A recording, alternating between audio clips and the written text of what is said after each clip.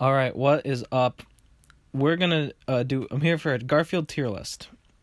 This is something I've always wanted to do. My extensive knowledge of Garfield, I think, was well suited for this.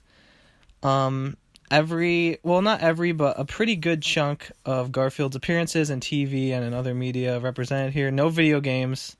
I did not want to include the Garfield video games. There's too many, and sad to say, I haven't played any. I've been trying to get my hands on a copy of a Garfield Nightmare for the Nintendo DS, but hasn't worked out for me.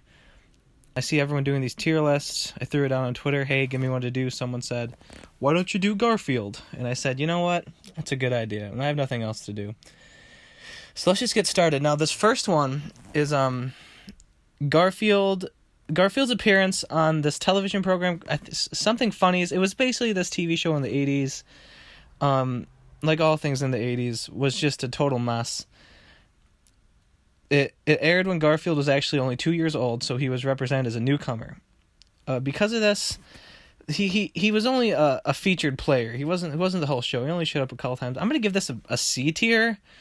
No, I'm gonna give it a B. A good first appearance, if nothing else. Introducing the masses to Garfield. You can't go wrong. This next one is sort of a representation of all the direct-to-DVD Garfield films. Garfield's Pet Force. It's in 3D. I'll give it that. And Garfield's got some really sick-ass glasses on. I think I have to give this an A tier. The glasses and the gratuitous use of 3D, I think, puts it above a majority of these films. I mean, look at him. He's so sure of himself. He's confident. He's ready to go force some pets. You can't go wrong. Okay, next one. Let's skip to the Garfield, the first movie, before we get to the sequel. In 2004, 2003, whenever this movie was being produced, someone had to sit down and say, you know who would be perfect to play an anthropomorphic fat cat, none other than Chris Farley. And then someone was probably like, oh, he's been dead for 10 years. Okay, well, get Bill Murray. So they casted Bill Murray in the role of a lifetime. I think Jennifer Love Hewitt was also in this, and I don't know who played John because he's a total scrub piece of shit who totally was not true to the character. But I think the movie's pretty much ass. It doesn't really have a lot going for it. I remember there being a heist of some sort. But Jennifer Love Hewitt, 2004 me, I think every man in 2004, you can't get enough of J. Love Hugh. It's going to be in a B tier. Solid spot. Okay, Garfield Christmas. Look, I know most of you, when you think of Christmas, you think of your family, you think of the people you love, you think of goulash and chestnuts roasting in the microwave. But me, this has been a tradition. I sit down, I watch Garfield's Christmas, and I cry myself to sleep. So the memories aren't good, but there are a lot of them, and I think that warrants a C tier. I forgot to mention, this is sort of a representation of all the Garfield made-for-TV movies. Garfield's Christmas is the best one. Yes, I have seen them all. The other ones don't make any sense. I think Garfield meets John Wayne Gacy was a little too much for me. I mean, it has its moments, but I just didn't understand why Jim Davis let them do that. Okay, moving on. The Garfield Show. A D tier. I don't even look at him. Garfield looks like some poorly rendered CGI PlayStation 1. It's disgusting. They totally butchered the orange cat here. This cartoon aired on Cartoon Network starting in 2009. Odie's eyes are way too big. Garfield is supposed to be a representation of the working class in middle America. Nobody who relies that much on lasagna should be that happy, all right? Garfield is made for the people. They come home, their wives didn't cook dinner, they're not allowed to see their kids on the weekends. Garfield is made for those people. Nobody is that happy and living that lifestyle, unless they do shrooms, in which case they would probably be pretty happy. Okay, next up, Garfield and Family Guy. Now, I think it's hard to kind of understate the cultural significance of when Garfield showed up in Quahog. I mean, you got two juggernauts of industry, Peter Griffin and John Arbuckle appearing in the same space together. I remember there was a time when no one thought that was possible. And seeing it, even if it was just for a 4-second cutaway gag in an episode that nobody remembers, I think that just speaks volumes. And it's an A tier only because it would be an S tier. I give it an A tier because Garfield's chin is all wonk. I mean, look at it. It's just all out of whack. So that knocks it down a spot from being S tier. Otherwise, it would be. Okay, this next one... Okay, I don't know what to think of this. And this is one that I grew up watching, Garfield, Babes, and Bullets.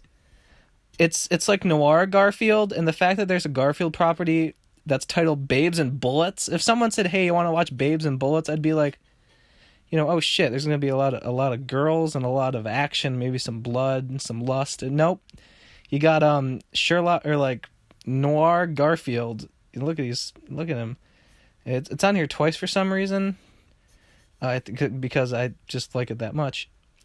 Garfield, Babes, and Bullets.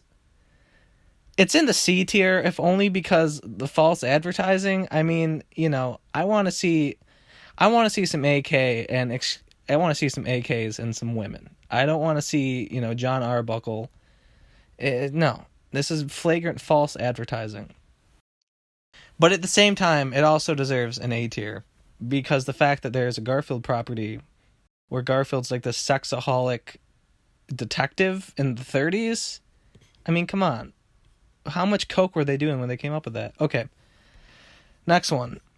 Garfield the Stage Show, which exists for some reason. You can't read it, but it says the musical with catitude, which I think just speaks volumes. Someone had to write this, and I assume that they are either severely disappointed in their life choices or just too stupid to realize how awful their ideas are.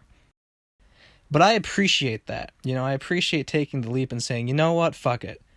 I don't have much going for me. I like Garfield. Let's get a bunch of flamboyantly gay men or straight men without jobs, throw them on stage, and just see what the fuck happens.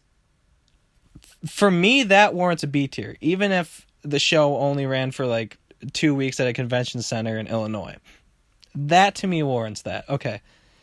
Garfield Tale of Two Kitties. Possibly the best film ever made about an orange cat with I think it's his brother or his cousin that is royalty. For that, I mean, okay, this movie is a favorite of critics, right? When it came out, it was expected to break all the box office records. I think it has a 95 on Rotten Tomatoes, which is very impressive. But for me personally, I thought the plot was a little convoluted. I thought that they didn't utilize Bill Murray well enough. And look, whenever you put an iconic American media property in a world it doesn't know, being London, you're going to get some hijinks. But for me, I just, it's a D tier. And I hate to do it because, I already hear people typing in the comments, Jack, how could you give A Tale of Two Kitties a D tier? That's criminal. Well, yes, but I break the law every day. It's just what I do. And I haven't done it today. There's my law breaking for the day. And of course, above all of these is Heathcliff. Heathcliff gets an S tier from me. Just the best version of Garfield there is. He's like, they really knocked Garfield out of the park with Heathcliff. They truly did. They captured the essence, his angst, but the angst that comes with the laziness and also being hindered by the fact he is a cat. So there we go. I look forward to doing more of these in the future. If you have any comments, any questions, any concerns about my ranking here, please just let me know because, I am not immune to criticism. Far from it. And, yeah, I'll see you guys on the flip side. Yeah.